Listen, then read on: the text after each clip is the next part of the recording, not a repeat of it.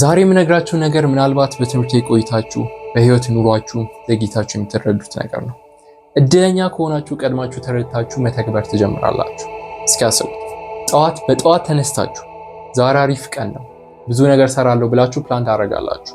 ቱ ዱ ሊስት ታዘጋጃላችሁ። ስልካችሁ ላይ አላርም ሞልታችኋል። ቀኑን ሙሉ ቢዚ ሆናችሁ ስትሯሯጡ ትውላላችሁ። ላፕቶፓችሁ ፊት ተቀምጣችሁ ስልክ ስታወሩ፣ የሆነ ነገር ስትጽፉ በቃ ረፍት የላችሁም፣ ረፍት አታገኙም። ግን ማታ ደክማችሁ አልጋችሁ ላይ ስትገቡ ቆይ ዛሬ ግን ምንድነው ተጨባጭ ነገር የሰራሁት ብላችሁ ራሳችሁ ስትጠይቁ መልሱ ባዶ ነው። ምንም የተለወጠ ነገር የለም፣ ፕሮግረስ ያደረገ ነገር የለም። ይህ ስሜት ለብዙዎቻችን አዲስ አይደለም።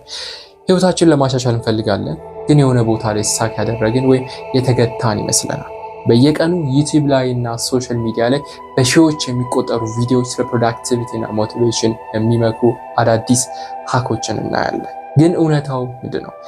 ምንም አይነት ቲፕስ፣ ታክቲክስ፣ ሃክስ፣ ሃቢትስ፣ ቱልስ፣ ፕሮቶኮልስ እና አፕስ ወይም አፕሊኬሽንስ ቢኖራችሁ የፕሮዳክቲቪቲን መሰረታዊ መርሆች እስካልተረዳችሁ ድረስ የትኛውም ነገር ሊሰራላችሁ አይችልም። ቃላው እንደሰን ይባላል። ወደ ዩቲዩብ ትምህርታዊና ጠቃሚ ነገሮችን ለማግኘት መጡ ከሆነ ኦቶቲያ ሰብስክራይብ በማድረግ ቀጣይ እንደዚህ ቪዲዮዎች ሲለቀቁ እንዳይመልጣችሁ የደውል ምልክቱን መጫናችሁን እርግጠኛ ሁኑ። መለካት የማትችሉትን ነገር ማሻሻል አትችሉ። በኮርፖሬት ዓለምና በቢዝነስ ዘርፍ ውስጥ በጣም ከሚታወቁና ኢምፓክትፉል ከሆኑ የማኔጅመንት ኮንሰልታንቶች አንዱ የሆነው ፒተር ድሮከር የተሰኘው ሰው አንድ ትልቅ አባባል የሚናገረው ነገር አለ። You can't improve what you don't measure። የማትለካውን ነገር ማሻሻል አትችልም። ይህ ሐሳብ በጣም ቀላል ቢመስልም ህይወታችንን ሙሉ በሙሉ የሚቀይር ኮንሰፕት ነው። ሃይ ፐርፎርሚንግ ቲምስ ለመገንባት ሆነ ራሳችንን ለማሻሻል ትክክለኛው የሆነ ነገሮችን መለካት እንዳለብን ያሳየናል። ብዙ ጊዜ ሰዎች ፕሮዳክቲቭ መሆን አለብህ፣ ሀቢትን አስተካክል ይሉናል እንጂ እንዴት ትራክ እንደምናደርገው ወይም እንደምንለካው አያስተምሩን። አንድን ነገር የማንለካው ከሆነ ያ ነገር እያደገ ነው ወይስ እየቀነሰ ነው የሚለውን እያወቅን ሳይሆን ዝም ብለን እየገመትን ነው የምንኖረው ማለት ነው። ለምንድነው መለካት ወይም ሜዠርመንት ወሳኝ የሚሆነው የሚለውን ነገር ስናይ የሰው ልጅ ተፈጥሯዊ ባህሪ ቁጥሮች ሲጨምሩ ወይም ከፍ ሲሉ ማየት ያስደስተዋል። በዚህም በከፍተኛ ሁኔታ ሞቲቬት እንሆናለን። ለዚህ ነው ትራኪንግ ወይም መለካት በፍጹም ድርድር የማያስፈልገው ወሳኝ ነገር ይሆናል። የሆነ ነገር የማትለኩት ከሆነ ያ ነገር ኢምፕሩቭ ሊያደርግ ወይም ሊሻሻል አይችልም። ሁላችንም ራሳችንን የመሸወት ቴንደንሲ ያለን እውነቱን እናውራ ከተባለ። ለምሳሌ አመጋገባችንን ማስተካከል ፈልገን ዛሬ የበላሁት ቺዝ እኮ ያን ያህል ብዙም አልነበረም ብለን ራሳችንን እናሳምናለን። ነገር ግን በእውነታው ከፍተኛ ካሎሪን የሚያህል በልተን ሊሆን ግን ይችላል። ነገር ግን ሚል ትራኪንግ አፖችን ወይም አፕሊኬሽኖችን ተጠቅመን ስንለካው ትክክለኛውን ፕሮግረስ እንዳይናይና በትራክ ላይ እንድንቆይ ያደርገናል። ሌላው ነገር አዌርነስ ይፈጥራል። በስራ ቦታችሁም ሆነ በግል ህይወታችሁ ላይ ስንት ሰዓት እንደሰራችሁ፣ ስንት ደንበኛ እንዳናገራችሁ ወይም ኢሜል ለመመለስ ስንት ደቂቃ እንደወሰደባችሁ የምታውቁት ኒሜሪካል የሆነ ዳታዎችን ቦርድ ላይ ስታስቀምጡ ብቻና ብቻ። መለካት በጣም አስፈላጊ ቢሆንም ከፍተኛ ጥንቃቄ ግን ይፈልጋል። ምክንያቱም ቁጥር ሲጨምር ማየት የመነሳሳት ግፊት ሊፈጥርብን ይችላል። ተፈጥሯዊ ግፊታችን በጣም ኃይለኛ ስለሆነ የፈጠርነውን ሲስተም ጨዋታ ለማድረግ ወይም ለማታለል እንሞክራለን። ኢንሴንቲቭስ ወይም ማበረታቻዎች በጣም ፓወርፉል ናቸው። ለምሳሌ አንድ ጸሐፊ በቀን 1500 ቃላቶችን ለመጻፍ ጎል ሴት አደረገ እንበል።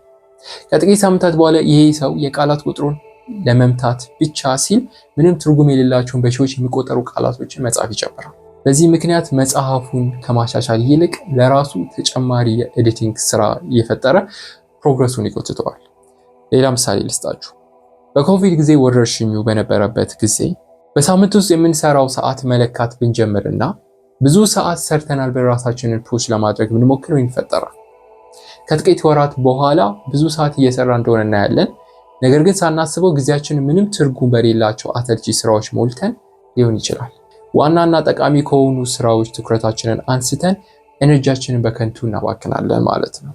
ስለዚህ ሰክሰሳችንን ወይም እድገታችንን በምን አይነት ሜትሪክ እንደምትለኩ ስትመርጡ በጣም ጥንቃቄ ማድረግ አለባችሁ።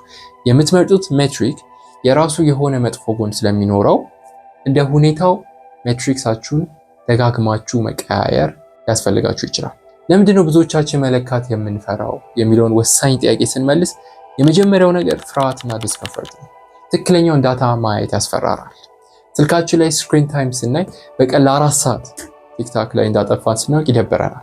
አእምሯችንን ይህን እውነታ መቀበል ስለማይፈልግ መለካቱን ይተዋል። ለአንዳንድ ሰዎች የህክምና መረጃዎችን በቁጥር ተጽፎ ሲያዩት ሊያስደነግጣቸው፣ ሊደብራቸው ይችላል። ስለዚህ መለካትን አይፈልጉም። ሁለተኛው ምክንያት የእድገት ምናባዊ ስሜት ነው። ሰዎች መለካት በማይኖርበት ጊዜ እየሰራው ነው፣ እየጣርኩ ነው የሚል የውሸት ኮምፈርት ዞን ውስጥ ይገባሉ። መለካት ይህንን ኢሉዥን ስለሚሰብረው ከዚህ ምናባዊ ስሜት ውስጥ ደግሞ መውጣት ስለማንፈልግ መለካትን ይፈራሉ። እንዴት መለካት ትጀምራላችሁ የሚለውን ነገር ስናይ አሁን የምነግራችሁን 4 መንገዶች መጠቀም ብቻ በቂ ነው። አንደኛ ማኑዋሊ። በአሁኑ ሰዓት የምትፈልጉትን ነገር በአፕ ወይም በአውቶሜትድ በሆነ መንገድ መለካት ካልቻላችሁ ማኑዋሊ በደብተር ላይም ቢሆን መለካት ጀምሩ። ሁለተኛው ኢንቨስት አድርጉ። ቀስ በቀስ ግን አውቶሜትድ ወደ ሆነ ሲስተም መሄድ አለባችሁ። ግባችሁን ሲስተማቲካሊ በቀላሉ እና በተደጋጋሚ ለመለካት የሚያስችላችሁን ቱልስ፣ አፕሊኬሽንስ ወይም ፕላትፎርም ላይ ጊዜና ገንዘባችሁን ኢንቨስት አድርጉ ነው። ሶስተኛው ነገር ሚኒማል ቫያብል አክሽን የሚባለው ነው።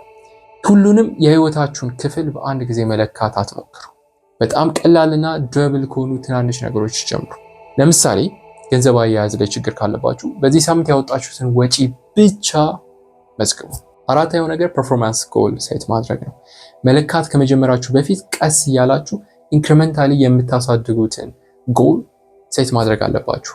ስለዚህ በህይወታችን ውስጥ እድገት ማምጣት የምንችለው የት እንዳለን በግልጽ ስናውቅ ብቻ ነው። ትራኪንግ ህይወታችንን ክላሪቲ ይሰጠዋል፣ ኮንትሮል እንድናደርግ ይረዳናል እና በመጨረሻም ስኬላቢሊቲ እና ግሮዝ ያመጣልናል፣ ይፈጥርልናል። ትክክለኛውን ነገር ለዩ፣ መለካት ጀምሩ እና እውነተኛ ለውጥ በህይወታችሁ ላይ አምጡ። የዛሬውን ቪዲዮ ጠቃሚ ሆኖ ካገኛችሁት ሰብስክራይብ ማድረግ እና ቪዲዮንም ላይክ እና ሼር ማድረጋችሁን አትርሱ። ሀሳባችሁንም ኮሜንት ላይ አስቀምጡ።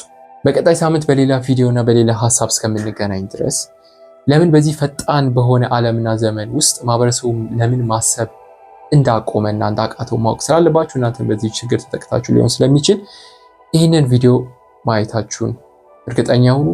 እዛ ቪዲዮ ላይ እንገናኝ።